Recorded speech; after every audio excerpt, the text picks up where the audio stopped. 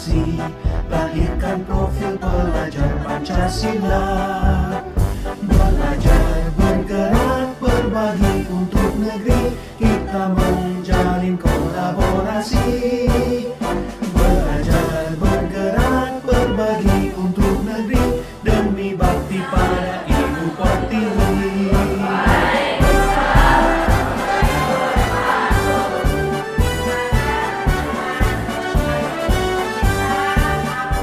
Buatkan tekad, kuatkan hati, negeri ini memanggilmu kawan. Belajar, bergerak, berbagi untuk negeri, guru penggerak majukan pendidikan. Guru penggerak menghamba pada murid, kreatif rancang pembelajaran. Hargai potensi, tingkatkan prestasi, lahirkan profil pelajar Pancasila. Belajar, bergerak, berbagi untuk negeri, kita menjalin kolaborasi. Belajar, bergerak, berbagi untuk negeri, demi bakti pada Ibu Pertiwi. Belajar, bergerak, berbagi untuk negeri, kita menjalin kolaborasi. Belajar, bergerak, berbagi untuk negeri, demi bakti pada Ibu Pertiwi. Demi bakti pada Ibu Pertiwi.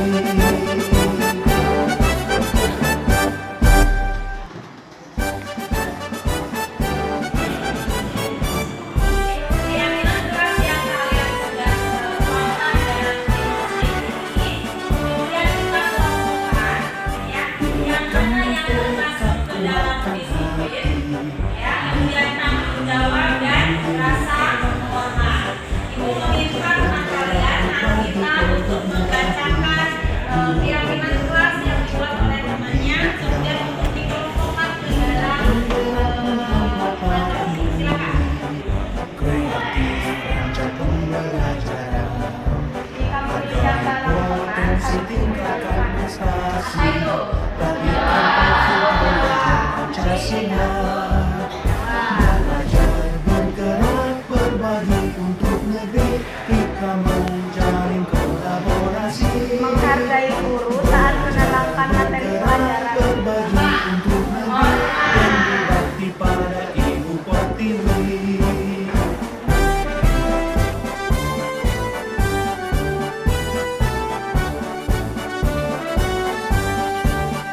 Buatkan tekad, kuatkan hati, negeri ini memanggilmu kawan. Belajar, bergerak, berbagi untuk negeri, penggerak majukan pendidikan. Guru penggerak menghamba pada Nilai-nilai kebajikan yang disepakati oleh kita di dalam kelas untuk menunjukkan apa? Budaya Pancasila. Belajar, bergerak, berbagi untuk negeri, kita menjalin kolaborasi. Belajar, bergerak, berbagi untuk negeri, demi bakti pada Ibu Pertiwi. Belajar, bergerak, berbagi untuk negeri, kita menjalin kolaborasi. Belajar, bergerak, berbagi untuk negeri,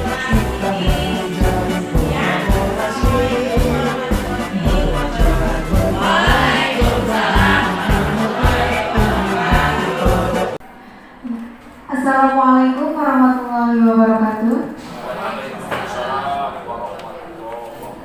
Bismillah, alhamdulillah, wassalatu wassalamu ala muridil yawadin wa ala alihi wa sahbihi ajma'in, amma ba'du.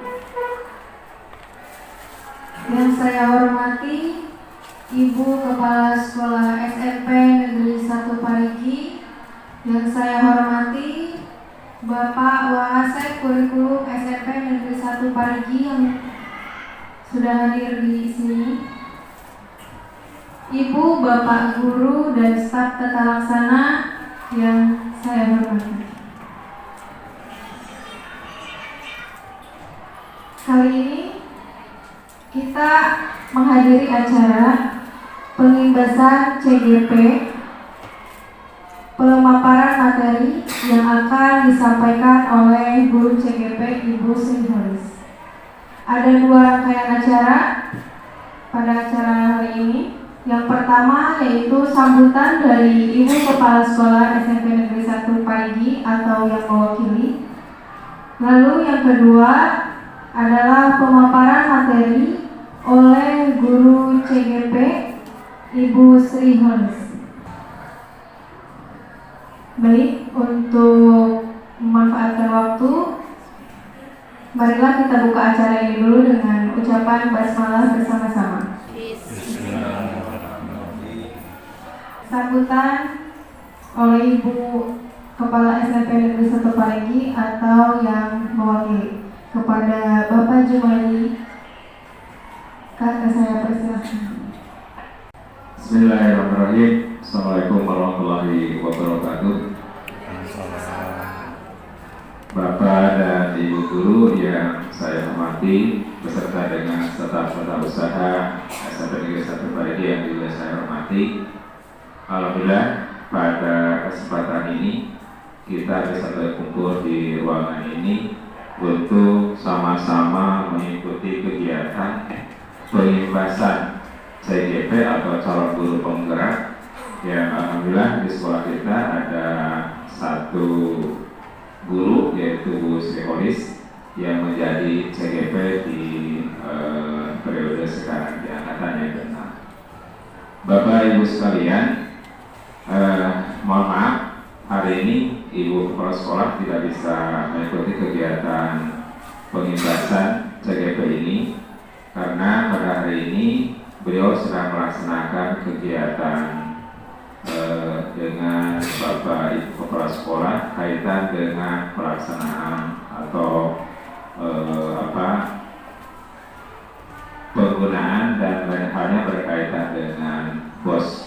Dan kebetulan kegiatannya memang dilaksanakan di sekolah sekitar di sini di ruangan rapat di atas. Dan beliau mewakilkan kepada saya untuk memberikan pada acara pada kesempatan ini. Bapak Ibu sekalian, seperti saya sampaikan tadi di awal bahwa kita berkumpul pada kesempatan ini dalam rangka menerima atau mengikuti kegiatan pengimbasan dari CGP yang akan disampaikan oleh Bu Sri Holis nanti. Di awal dulu kita sama-sama ikut mendaftarkan diri untuk menjadi CGP ya. Tapi dari sekian yang mendaftar pada kesempatan itu dan ternyata ada 1 yang lolos dan sekarang sedang melaksanakan kegiatan CGP ini yaitu Bu Sri Holis. Pada kesempatan ini beliau nanti akan menyampaikan pengimbasan kaitan dengan budaya positif yang dilakukan di sekolah kita di sini. Budaya positif berarti budaya baik yang perlu kita kembangkan, perlu kita sosialisasikan, dan perlu kita laksanakan di sekolah ini kaitan dengan 5S. Saya yakin Bapak dan Ibu sudah tahu apa itu 5S. Yang pertama ada senyum, kemudian salam, sapa, santun, dan sopan. Itu nanti materi yang akan dijelaskan secara langsung dalam bentuk pengimbasan ini oleh Ibu Sri Holis. Dan Bapak Ibu sekalian, kita berdoa mudah-mudahan kegiatan CGP yang dirasakan oleh Bu Sri Holis ini berjalan dengan lancar. Dan kalau kita lihat waktunya memang cukup lama ya, yaitu mulai dari bulan Agustus 2022 dan akan berakhir nanti pada Mei tahun 2023. Cukup lama, cukup melelahkan, tapi saya yakin Bu Sri Holis akan tetap semangat dan semua proses kegiatannya mudah-mudahan bisa diikuti dengan baik. Itu saja yang bisa saya sampaikan pada kesempatan ini. Sekali lagi selamat kepada Ibu Sri Holis. Mudah-mudahan semua kegiatan bisa diikuti dengan baik, dengan lancar, dan psikologis nanti bisa dikatakan menjadi guru penggerak, bukan calon guru penggerak yang bisa dikatakan bagus. Terima kasih. Wabillahi taufiq wal hidayah. Assalamualaikum warahmatullahi wabarakatuh. Menginjak acara yang selanjutnya yaitu pemaparan materi pengibasan CGP oleh Ibu Sri Holis. Kepadanya kami persilahkan. Assalamualaikum warahmatullahi wabarakatuh. Alhamdulillahirabbil alamin wa bihi nasta'in ala umuri dunya waddin wa ala alihi washabihi ajmain. Pertama-tama marilah kita panjatkan puji dan syukur kehadirat Allah Subhanahu wa taala di mana pada kesempatan siang hari ini kita masih bisa berkumpul dalam acara diseminasi calon guru penggerak angkatan 6, yaitu tentang pengimbasan modul 1.4. Dalam rangkaian acara ini alhamdulillah sudah menyelesaikan satu modul, yaitu modul 1, dan ada 4 sub modul, dan yang terakhir ini ada modul 1.4 mengenai budaya positif. Mudah-mudahan di sini saya mohon maaf bukan untuk menggurui. Di sini saya hanya sharing tentang apa yang telah saya pelajari tentang pembelajaran calon guru penggerak angkatan 6 ini tentang budaya positif.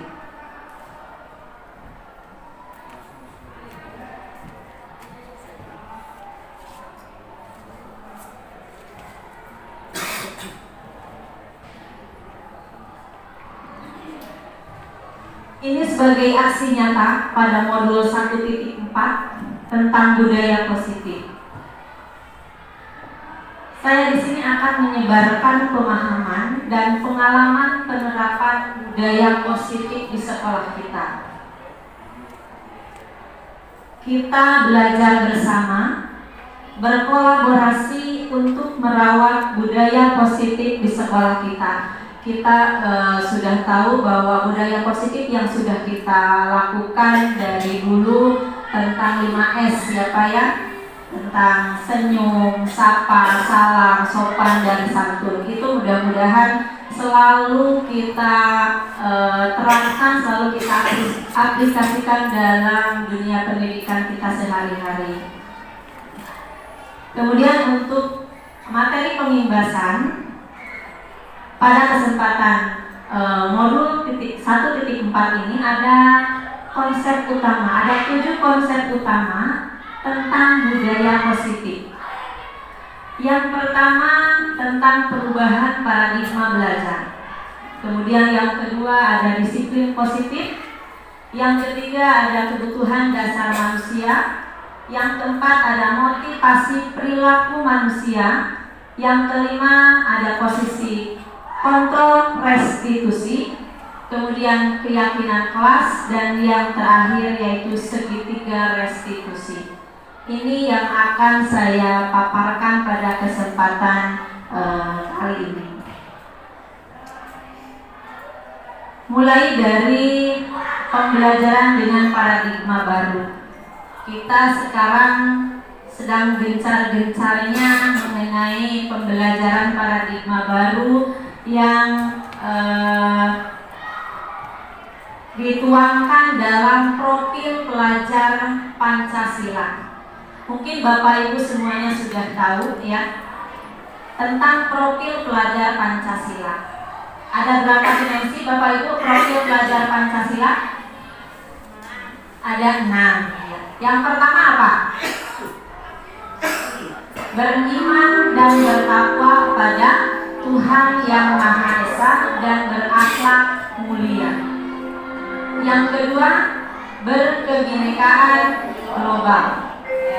Yang ketiga, gotong royong. 4, mandiri. 5, kreatif. Dan 6, bernalar kritis, yaitu tentang dimensi profil pelajar Pancasila. Kemudian kaitannya bagaimana dengan pembelajaran yang akan kita lakukan, yaitu ada pembelajaran diferensiasi. Pembelajaran berdiferensiasi yaitu usaha guru untuk menyesuaikan proses pembelajaran di kelas untuk memenuhi kebutuhan belajar individu setiap murid. Ini berhubungan dengan profil pelajar Pancasila tadi.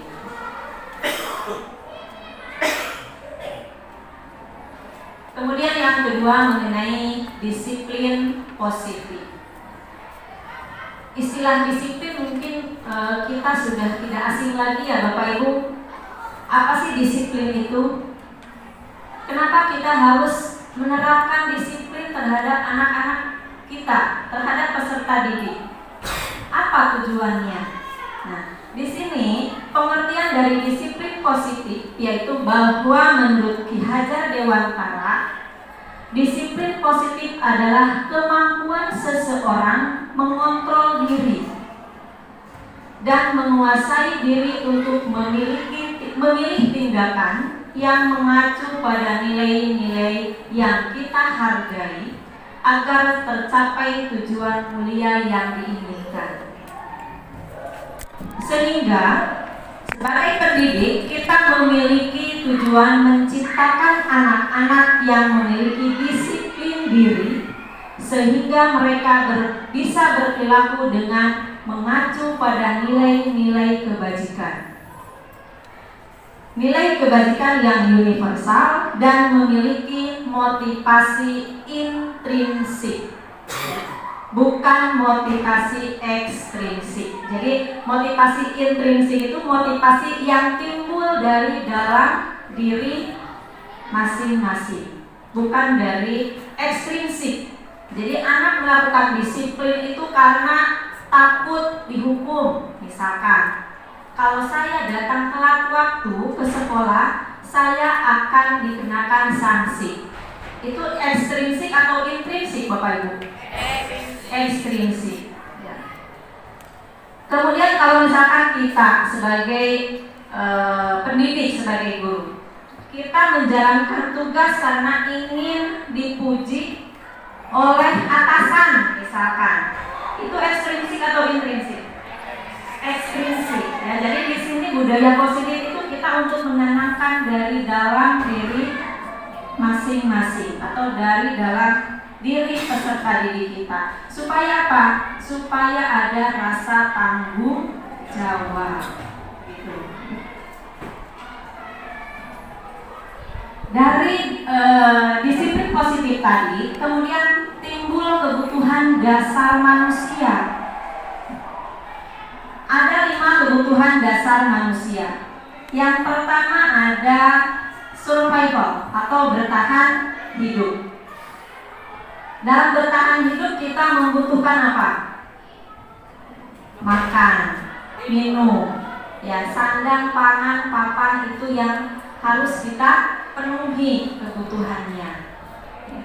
Kalau kita tidak bisa memenuhi kebutuhan yang pertama ini, maka akan mengakibatkan dampak yang negatif. Kemudian yang kedua, yaitu ada kebutuhan dasar kasih sayang dan rasa diterima atau kebutuhan untuk diterima.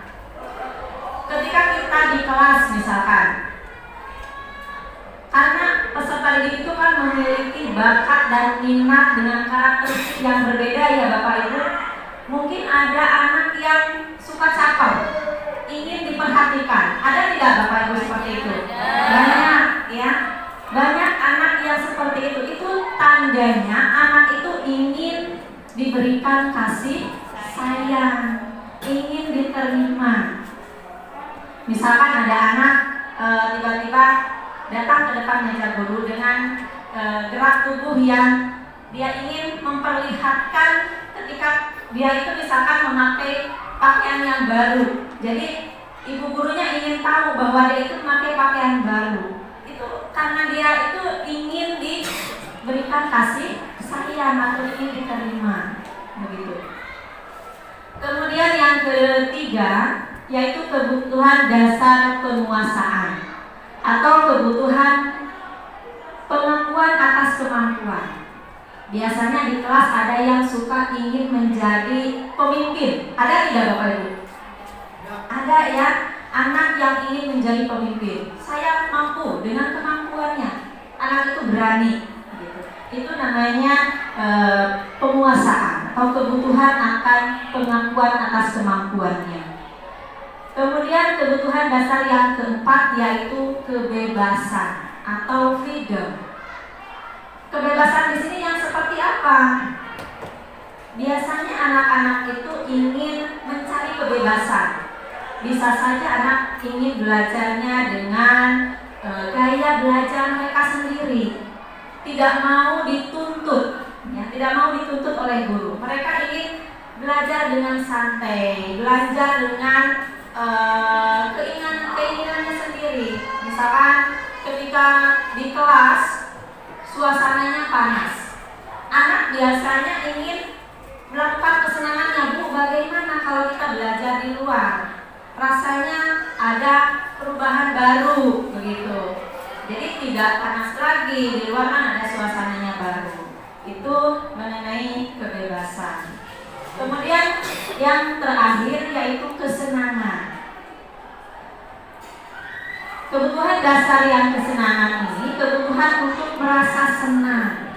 Ya. Jadi anak ingin merasa senang dengan apa yang gaya belajar yang kita berikan kepada peserta didik kita. Lanjut ke motivasi perilaku manusia. Di awal tadi sudah saya bahas ya sedikit mengenai motivasi intrinsik. Motivasi itu apa Ibu, Bapak Ibu? Dorongan yang timbul dalam diri seseorang yang secara sadar atau tidak sadar untuk melakukan suatu tindakan dengan tujuan tertentu. Di sini ada 3 motivasi dalam diri. Yang pertama yaitu menghindari ketidaknyamanan dan hukuman. Menghindari ketidaknyamanan dan hukuman. Murid melakukan disiplin diri karena ia takut dihukum, atau ini merupakan motivasi ekstrinsik. Tadi di awal sudah saya bahas. Misalkan anak datang tepat waktu itu karena takut dihukum. Ya. Kemudian motivasinya itu bukan dari dalam dirinya, tetapi dari aturan yang ada atau konsekuensi. Yang kedua, motivasi yang kedua yaitu mendapat imbalan atau penghargaan dari orang lain. Bapak Ibu pernah mengalami tidak kita memberikan imbalan atau penghargaan kepada anak didik kita ketika anak didik kita itu mampu menyelesaikan tugasnya, misalkan? Pernah tidak Bapak Ibu? Pernah ya. Padahal itu juga motivasinya dari luar, ya, karena ingin mendapatkan imbalan saja, bukan dari dalam dirinya. Begitu. Jadi murid melakukan disiplin itu karena yang ingin mendapatkan imbalan. Atau hal ketiga yaitu ini motivasi yang bagus ya, menghargai nilai-nilai kebajikan diri sendiri.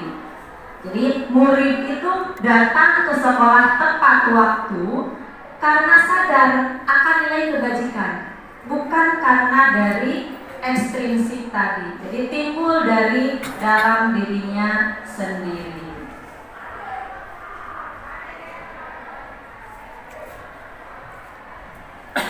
Nah, di sini dari motivasi tadi timbul konsep disiplin dengan identitas gagal. Yang seperti apa sih yang identitas gagal itu?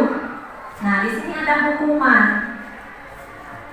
Mungkin saya juga pernah mengalami disiplin yang gagal ini, yaitu memberikan hukuman. Kenapa hukuman ini dianggap gagal? Kira-kira kenapa Bapak Ibu hukuman ini dianggap gagal? Karena tidak efektif. Betul, ya. Karena hukuman itu menyakitkan.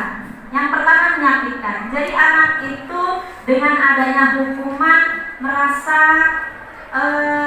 menyakitkan bagi dirinya. Jadi nanti teringat terus ketika kita memberikan hukuman seperti itu. Kemudian yang kedua, anak atau murid itu merasa tidak nyaman dengan adanya hukuman. Kemudian murid takut. Jadi datang ke sekolah tepat waktu karena takut karena dihukum. Gitu. Kemudian murid menyembunyikan kesalahan karena takut dihukum. Ketika ditanya, murid berbohong. Begitu, ya. Jadi anak itu misalkan kenapa melakukan hal yang ini, seharusnya bagaimana? Anak itu kan karena takut dihukum, akhirnya dia berbohong. Kemudian murid menjadi rendah diri. Ini akibat dari hukuman. Ya, jadi hukuman itu menyakitkan. Jadi guru menjalani konsekuensi dengan menyalahkan, mengkritik, menyindir, bahkan sampai ke merendahkan. Itu yang harus kita hindari. Nah, sekarang ada konsep disiplin dengan identitas sukses. Yang sukses itu lanjutan, adanya evaluasi. Kemudian adanya stimulus dan respon. Ketika kita bertanya, kenapa kamu terlambat sekolah? Anak menjawab, saya bangunnya kesiangan, Bu. Itu ada stimulus, respon. Kemudian murid menghormati peraturan. Itu konsekuensi. Jadi konsekuensi itu dibuat oleh guru, ya, oleh guru dengan murid untuk melakukan kesepakatan. Kemudian yang paling ini yang baru saja saya pelajari di modul 1.4 ini mengenai restitusi, bahwa ada yang lebih baik dari hukuman ataupun dari konsekuensi, yaitu namanya restitusi. Restitusi itu fokus pada pemecahan masalah dalam jangka waktu yang panjang. Kemudian ciri yang kedua yaitu ada teori kontrol, ya, bahwa murid itu mengontrol dirinya untuk tidak melakukan suatu tindakan yang tidak diinginkan. Kemudian anak paham bahwa dirinya yang memegang kendali, jadi bukan orang lain atau bukan guru yang memegang kendali, tetapi dirinya sendiri. Kemudian anak belajar untuk memecahkan masalah. Dan yang terakhir, murid menghormati dirinya untuk memperbaiki kesalahan tanpa paksaan. Itu restitusi. Jadi ada yang lebih baik daripada hukuman dan konsekuensi, yaitu namanya restitusi. Nah, kemudian apa sih restitusi itu? Restitusi ini adalah proses menciptakan kondisi bagi murid untuk memperbaiki kesalahan mereka sehingga mereka bisa kembali pada kelompok mereka dengan karakter yang lebih kuat. Ini menurut dosen. Restitusi juga merupakan proses kolaboratif yang mengajarkan murid untuk mencari solusi untuk masalah mereka dan membantu murid berpikir tentang orang seperti apa yang mereka inginkan dan bagaimana mereka harus memperlakukan orang lain. Itu namanya restitusi. Jadi ketika kita menemukan anak misalkan melakukan pelanggaran, nah kita di situ tidak langsung menjudge anak tersebut, tetapi kita dengan melakukan Kenapa itu bisa terjadi? Apa yang kamu alami? Kalau misalkan kamu melanggar, keyakinan keras apa yang kamu langgar? Nah, itu namanya restitusi. Jadi meyakinkan anak, begitu. Ciri-cirinya, yang pertama bukan menebus kesalahan, namun belajar dari kesalahan. Kemudian ciri yang kedua, memperbaiki hubungan. Kalau dengan hubungan biasanya anak lebih takut ya Pak ya. Tetapi dalam restitusi kita akan memperbaiki hubungan. Kemudian restitusi adalah tawaran bukan paksaan. Restitusi menuntun untuk melihat ke dalam diri dan menguatkan fokus pada solusi. Jadi mencari solusi terbaik supaya tidak melakukan kesalahan tersebut.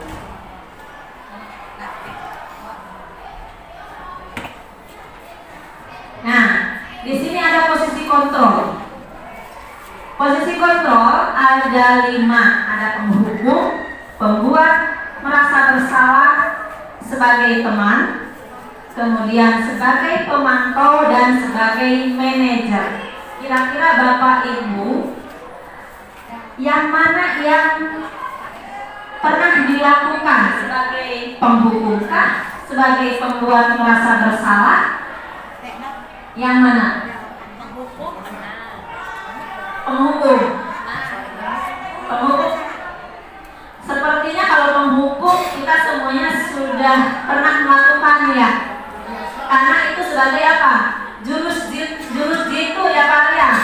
Jurus jitu untuk anak tidak melakukan lagi, begitu. Jadi dikasih hukuman. Ya. Guru menghardik, menunjuk-nunjuk, kemudian menyindir, membanding-bandingkan, bahkan menyakiti. Itu penghukum. Kemudian pembuat merasa bersalah. Guru berceramah, menunjukkan kekecewaan yang mendalam. Kamu ini, kamu lagi. Kapan kamu akan memperbaikinya? Itu pembuat rasa bersalah. Kemudian sebagai teman. Jadi guru membuatkan alasan-alasan untuk murid-muridnya. Kenapa bisa terlambat datang ke sekolah? Bagaimana supaya kamu itu tidak terlambat lagi datang ke sekolah? Nah, itu sebagai teman. Kemudian sebagai pemantau. Sebagai pemantau, guru menghitung dan mengukur dengan menanyakan apa peraturannya dan apa konsekuensinya. Konsekuensi yang tadi sudah saya ulas di awal, yaitu guru sebagai pemantau. Kemudian yang terakhir yaitu sebagai manajer. Ini berarti yang paling bagus ya Bapak Ibu sebagai manajer. Jadi guru mengajukan pertanyaan-pertanyaan untuk memperbaiki kesalahannya. Mulai dengan kesadaran sendiri.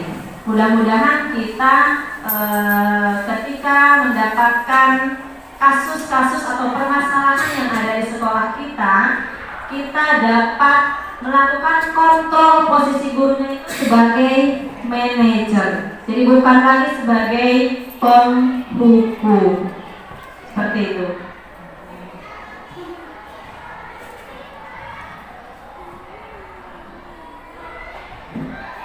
Setelah ada posisi kontrol guru, nah di sini kita akan membuat keyakinan kelas. Mungkin di antara Bapak Ibu di kelasnya sudah ada yang membuat kesepakatan kelas atau keyakinan kelas. Ada yang sudah dibuatkan Bapak Ibu? Ada ya, mungkin sudah ada. Kesepakatan kelas ini, mengapa keyakinan kelas atau mengapa tidak peraturan kelas saja? Di sini ada pertanyaan pemantik. Kewajiban memakai helm. Kewajiban memakai helm itu peraturan atau keyakinan Bapak Ibu? peraturan, bukan keyakinan.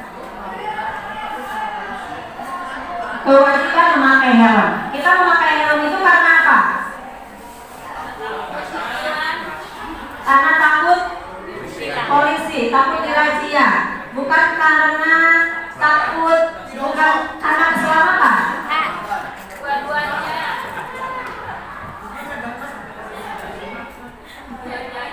Dua-duanya, ya, karena keselamatan dan takut dirazia, begitu. Oke, kita keep yang keselamatan saja, ya. Jadi kalau ketika takut dirazia, kapanpun kita ketika kita berangkat karena kita takut dirazia, jadi kita memakai helm, begitu. Ya, bukan keyakinan kita, karena kalau kita memakai helm ketika kita mengalami kecelakaan, kita akan terhindar, begitu, ya, jadi aman. Kemudian yang kedua, anak-anak wajib pakai masker. Kenapa wajib pakai masker? Peraturan atau keyakinan? Keyakinan. Karena dengan memakai masker kita akan terhindar, begitu, ya. Jadi keyakinan, ya, pakai helm juga keyakinan, kemudian memakai masker pun kita dianggap keyakinan, karena dengan memakai masker kita akan terhindar, kita yakin akan terhindar dari penyakit, gitu, ya. Ya, jadi keyakinan itu nilai-nilai kebajikan universal, ya, yang disepakati secara tersirat dan tersurat, lepas dari latar belakang suku, negara, bahkan maupun agama. Itu tentang keyakinan kelas. Jadi kenapa keyakinan kelas itu dibuat? Supaya kondisi kelas itu merasa aman, merasa nyaman, ya. Ketika di awal sebelum mempelajari modul 1.4 pun saya sudah membuat kesepakatan kelas. Kemudian dikomunikasikan dengan anak. Kira-kira kesepakatan kelas apa lagi yang harus kita sepakati? Anak memberikan idenya, Bu, kalau meminjam barang orang lain harus permisi dan mengucapkan terima kasih. Itu juga bagus, ya Bu, ya. Soalnya anak sekarang kan kalau meminjam tip tanpa permisi, apalagi mengucapkan terima kasih, itu juga anak sudah sejauh itu memberikan komentarnya. Kenapa Bu tidak ditambahkan saja meminjam barang orang lain dengan permisi dan sesudahnya mengucapkan terima kasih, itu sudah bagus. Jadi keyakinan kelas itu kita buat terutama untuk para wali kelas, ya, dibuat di kelasnya masing-masing dengan tujuan murid itu dapat meyakini kesepakatan yang telah mereka buat, yang telah mereka sepakati, kemudian tidak dilanggarnya, begitu. Dengan keyakinan dirinya, maka akan merasa kelas itu merasa aman, merasa nyaman, seperti itu. Dan yang terakhir dari budaya positif ini mengenai segitiga restitusi. Apa sih segitiga restitusi? Segitiga restitusi itu sebuah pendekatan untuk menciptakan disiplin positif. Ada 3 proses tahapan dalam segitiga restitusi. Yang pertama untuk menstabilkan identitas. Menstabilkan identitas. Jadi kalau kita menemukan anak melakukan suatu kesalahan, kita stabilkan dulu identitasnya dengan menanyakan setiap orang pasti pernah melakukan kesalahan. kamu bukan satu-satunya yang pernah melakukan ini. Jadi untuk menstabilkan identitasnya dulu. Ketika kita menemukan anak melakukan kesalahan. Kemudian yang kedua, validasi tindakan yang salah. Contohnya bagaimana tentang validasi tindakan yang salah? Contohnya dengan pertanyaan seperti ini. Kamu tentu punya alasan mengapa melakukan itu. Kemudian, adakah cara yang lebih efektif untuk mendapatkan apa yang kamu butuhkan? Itu tentang validasi tindakan yang salah. Dan yang terakhir, yaitu menanyakan keyakinan. Keyakinan kelas apa yang sudah kamu langgar? Kemudian kamu ingin menjadi orang seperti apa? Nah, itu tentang keyakinan. Ya. Di sini saya akan memberikan video tentang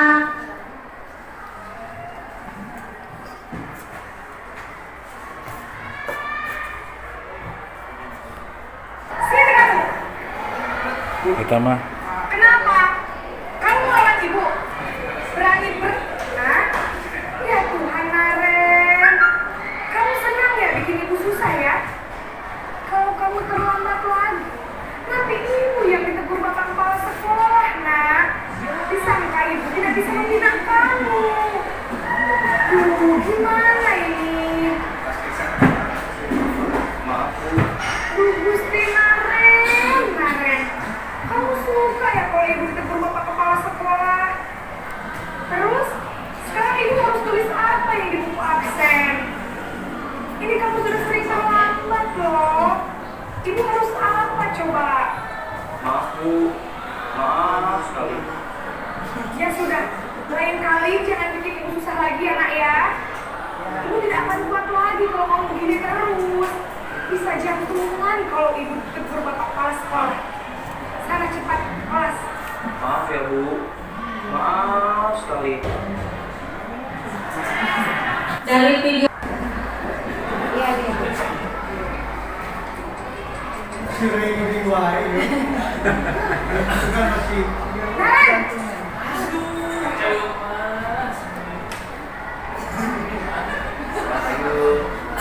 Wah, apa ini nak?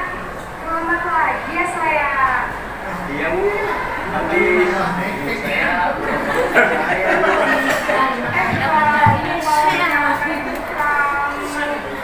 Kamu bukannya anak yang paling kencang.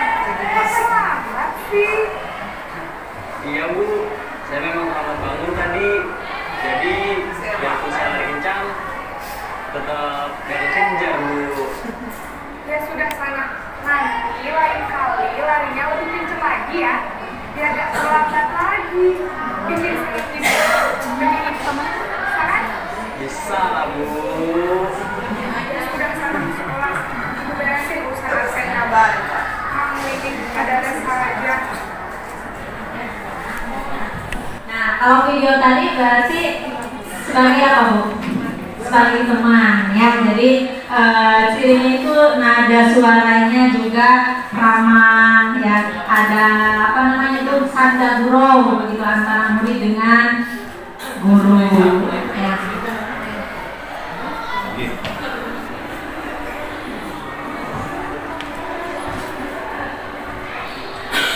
Nah, kita bandingkan dengan posisi kontrol sebagai manajer.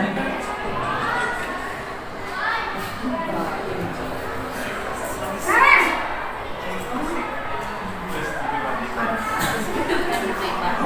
Ini, Bu. Selamat pagi Naren. Maaf, Bu. Saya terlambat. Iya, sekolah masuknya jam 7, sekarang sudah jam 7.20. Jadi sekarang bagaimana ini Naren? Maaf, Bu. Saya lupa alarm saya semalam. Baiklah, menurut kamu, kiat-kiat sekolah yang mana yang harus kamu tingkatkan? Menghargai diri sendiri dan orang lain mungkin ya, Bu. Setuju. Jadi, apakah Naren meyakini prinsip saling menghormati tersebut? Iya, Bu. Saya meyakininya. Apakah Naren bersedia, Bu. Bagaimana kamu akan perbaiki masalah keterlambatan ini? Saya akan coba untuk tidak lupa menyetel alarm saya, Bu. Baik, kalau kemarin lupa menyetel alarm di rumah, ada orang yang kira-kira bisa bantu mengingatkan tidak? Ada, Bu. Kakak saya, Kak Emma. Ada lagi selain Kak Emma? Selain Kak Emma, ada ibu saya. Jadi yang mengingatkan Naren adalah Kak Emma dan Naren ya. Kira-kira akan mulai setel alarm kapan Naren? Setelah pulang sekolah, akan segera saya lakukan. Baik, jadi Naren akan setel alarm untuk bangun besok pagi dan akan diingatkan oleh kakak dan ibunya Naren ya. Ada lagi yang mungkin perlu dilakukan Naren agar tidak terlambat bangun lagi. Tidak ada, Bu. Baik Naren, terima kasih untuk kerjasama kamu. Sekarang kamu kembali ke kelas belajar. Supervisi Terima kasih. Ya, dari kelima video posisi kontrol itu yang baik kita lakukan, tapi yang mana Bapak Ibu? Yang posisi sebagai apa? Sebagai manajer, ya. Jadi sebagai manajer itu suara manajernya itu apa? Netral gitu ya. Kemudian anak juga lebih bertanggung jawab. Bedaannya dengan posisi kontrol yang 4 tadi, seperti itu.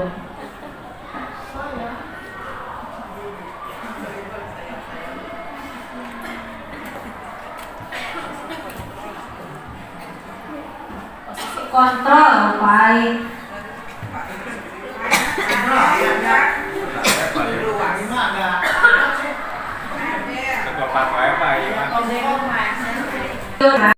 Yang materi yang terakhir ya Bapak Ibu. Mudah-mudahan dengan pembelajaran tentang budaya positif yang ada di teori calon guru penggerak ini, kita bisa sama-sama untuk melakukan budaya positif di sekolah kita dengan tujuan yang sama. Terakhir, saya berikan pantun. Sakit perut, minum jamu. Tidak lupa dicampur madu. Terima kasih Bapak dan Ibu sudah berkenan meluangkan waktu. Terima kasih atas waktunya Bapak Ibu semuanya. Mohon maaf atas segala kekurangannya. Saya akhiri bila taufiq wal hidayah. Wassalamualaikum warahmatullahi wabarakatuh. Setelah saya mendengarkan apa yang sudah disampaikan oleh Bu Sri Holis tadi, secara teoritis sungguh sangat bagus sekali gitu. Kita bisa menyimaknya tadi dan mudah-mudahan kita bisa menerapkannya nanti di dalam kenyataannya nanti di lapangan. Kalaupun misalkan secara teoritis yang disampaikan tadi, mungkin ada beberapa anak yang setelah kita lakukan dengan menggunakan teori seperti itu, ada anak mungkin yang tidak bisa, mungkin gitu ya, 1-2. Tapi sekali lagi teori ini sangat bagus, kita coba terapkan di dalam keseharian kita di sekolah di sini. Ya, jadi apa yang sudah kita lakukan yang dulu-dulu ada bentakan dan lainnya, nah itu mudah-mudahan sekarang tidak lagi. Jadi sistemnya seperti yang tadi disampaikan di awal kaitan dengan 5S, ya mudah-mudahan itu kegiatan positif itu nanti bisa dilaksanakan, dan insya Allah kalau misalkan kita memberikan yang positif ke anak, mudah-mudahan anak nanti bisa berbuat positif lagi terhadap kita selaku guru di sekolah ini. Itu saja tanggapan dari saya, mungkin Bu Sri Holis ya. Terima kasih atas ilmunya dan sungguh sangat bagus. Sekali mudah-mudahan kita bisa menerapkan dalam keseharian kita di sekolah sini. Terima kasih. Terima kasih tanggapannya, udah masukannya.